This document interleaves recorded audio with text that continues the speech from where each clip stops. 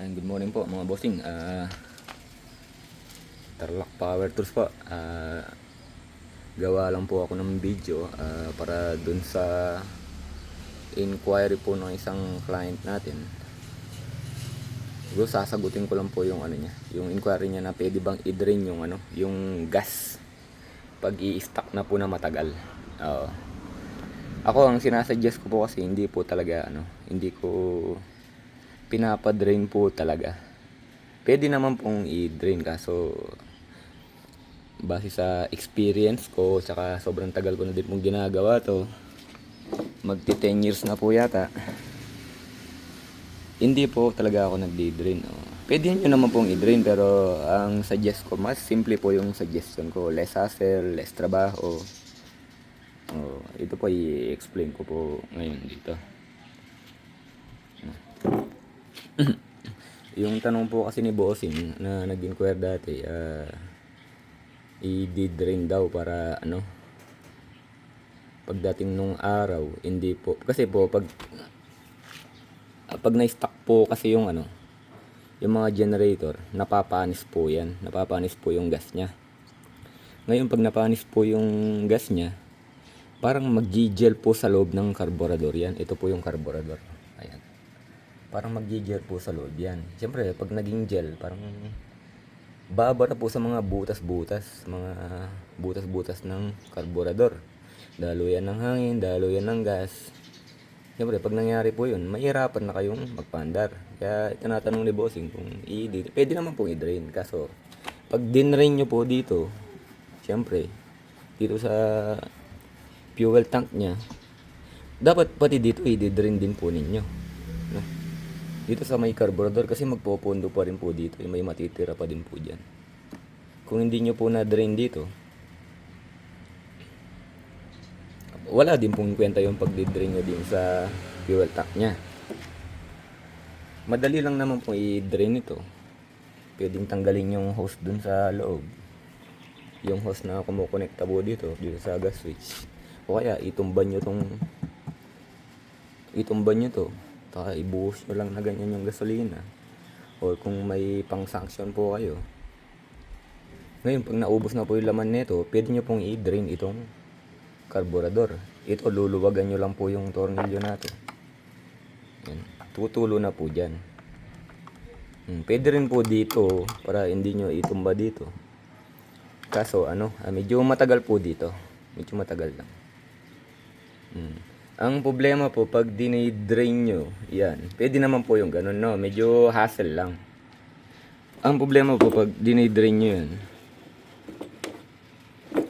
hindi pa rin maiiwasan po yung yung corrosion. Kasi mayroon pa rin pong matitira dito. Ipaliwanag ko po yung sinasabi ko. Ito po yung sample ng carburetor.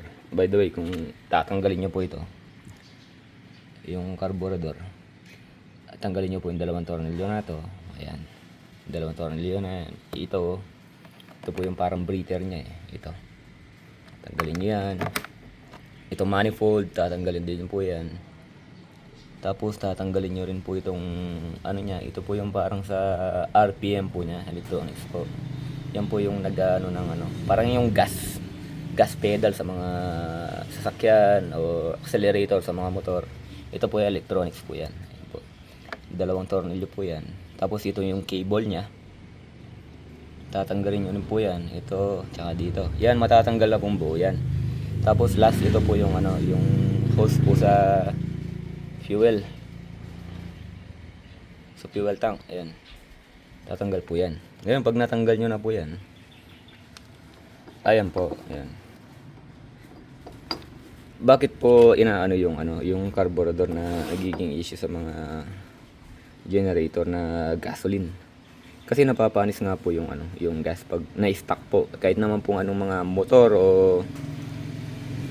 sasakyan na carburetor, pag na-stuck po na matagal talaga, mahirapan po kayo magpaandar, di ba po? Pareho lang po sa generator yan kasi gasoline po yung mga to. Tsaka carburetor pa. Wala pa po kasing EFI na na generator. Yung mga diesel yan, meron na pong EFI. Yan. Ay balik lang po ako dun sa Pinapaliwanag ko kanina. Medyo mahaba-haba to, bossing, no?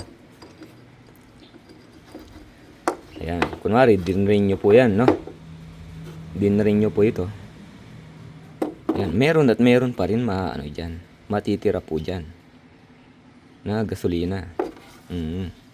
Pag lagi po kayong laging nagdi-drain, pwede naman po, pero ito lang po yung pag ganun po yung nangyari, ayan, pag may natira dyan na konting gasolina, magko-corrosion po sa loob yan.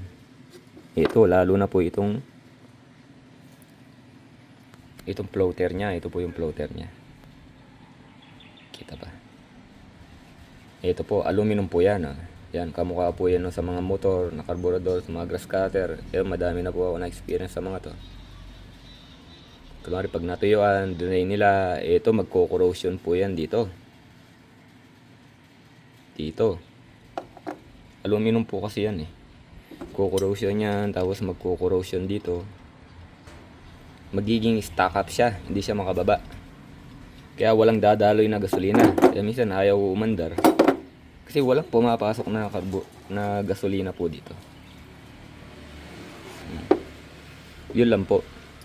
Pero kung yun nga, kung drain ninyo, dapat make sure na tuyong-tuyo talaga lahat dito. Walang matitirang gasolina. No, pag drain po ninyo. Para hindi po mangyari itong sinasabi ko. Yan. Pero kung yung simpleng ginagawa ko, na kahit hindi na kailangan i-drain, pag i-stock po ninyo, laging naka-on po ito. Itong gas switch niya. Mapa 3.5i yan. Ito 5.5i po pala ito. TY 5.5i. Kahit 7.5i pa yan. O yung 12 kVA yan. Gas. Pag i-stock nyo na po sa bahay, laging naka-on na lang po ito. Para tuloy-tuloy po yung supply dun sa... Tuloy-tuloy po yung gas supply dito sa carburetor. Hindi po siya matutuyan. Pagdating ng araw, hindi po mapapanisan ng gas dito.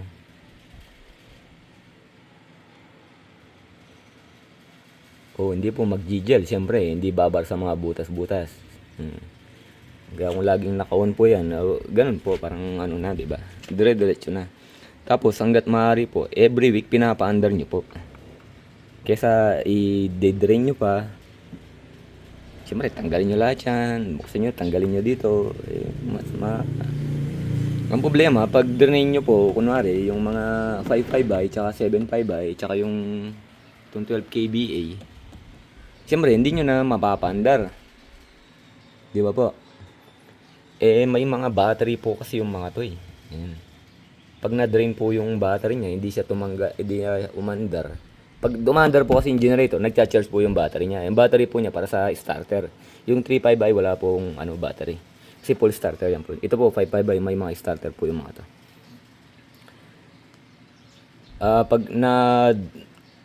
Parang yung mga sakyan po, di ba? Pag di nyo pinapaandar, nadidrain po yung mga battery nila. Pag na-drain yung battery, siyempre masisira po yung battery nila. Medyo may kamahalan din po yung battery na to.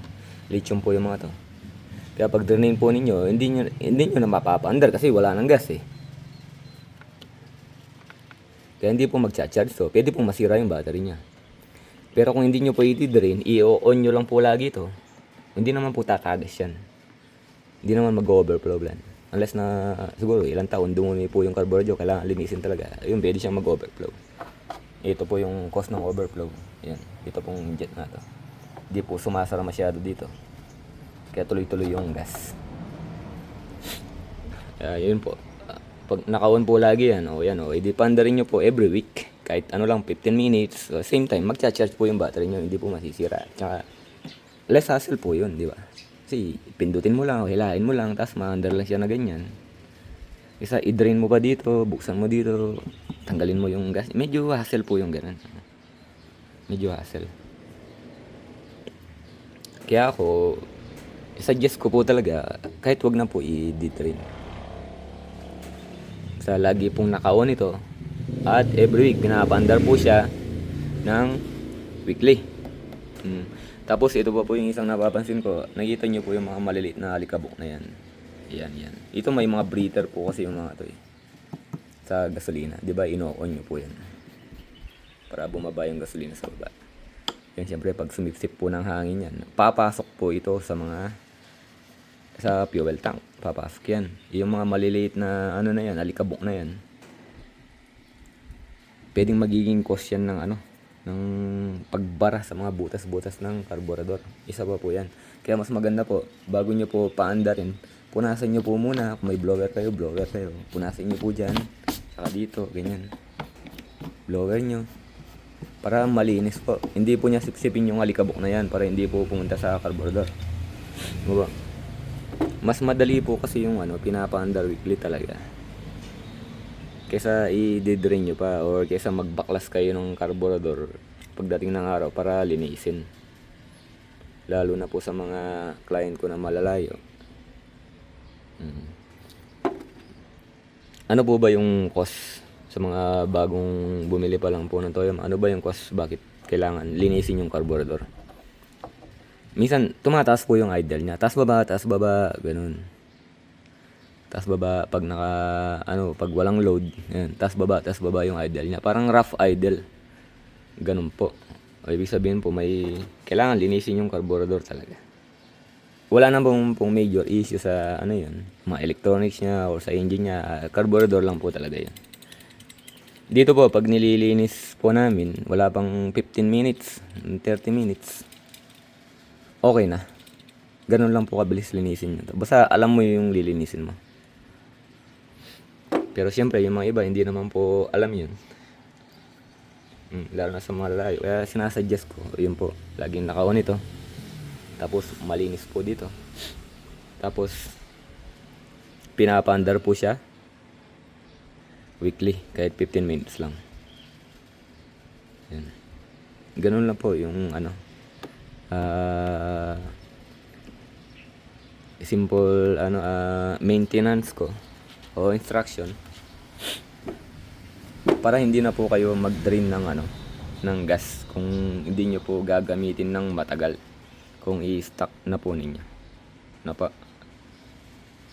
pwede rin naman pong i-drain nyo, nasa sa inyo po yun kung i-drain po ninyo, pero mas medyo hassle po yung pag-drain talaga. Ito parang mas simple po yung inaano ko. Sinasuggest ko po sa inyo, sa lahat po ng client ko. Okay, salamat po mga bossing. Ito mabilis ng video lang po ito.